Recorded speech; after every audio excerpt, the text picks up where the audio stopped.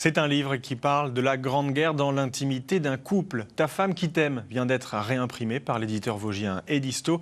Il présente la correspondance d'un père de famille avec sa femme. Originaire du Marais Poitevin, François-Hippolyte Beneteau ne reverra jamais les siens, emportés injustement par les combats du Bois-le-Prêtre. Lodoïs Gravel et Frédéric Madier. Adieu la vie, adieu François-Hippolyte Beneteau est enterré dans la nécropole nationale de Montauville. En 1914, il a dû quitter le Marais Poitevin et rejoindre la Lorraine. Malgré ses 32 ans et ses 5 enfants, il sera mobilisé en première ligne au Bois-le-Prêtre. C'est en retrouvant les lettres échangées avec sa femme Marie que son arrière-petit-fils a choisi de publier ce livre, un geste mémoriel commencé en 2008.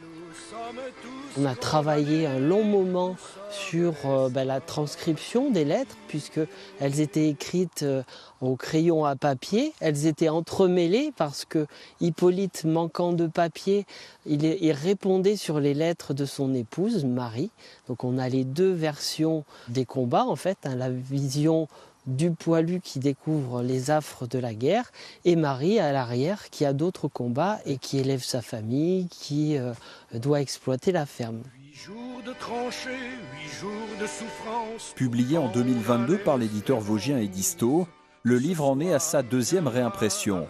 La correspondance de Marie et Hippolyte Beneteau a particulièrement intéressé l'historien Yann Prouillet.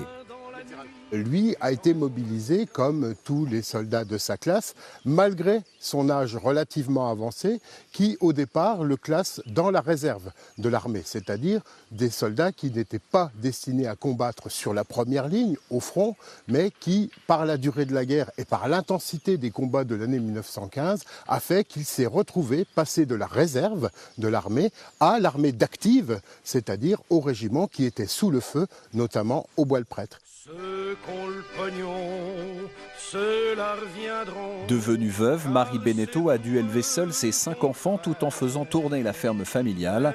Un hommage aux femmes de la Grande Guerre qui ont mené de leur côté d'autres combats. Car si vous voulez faire la guerre, payez-la de votre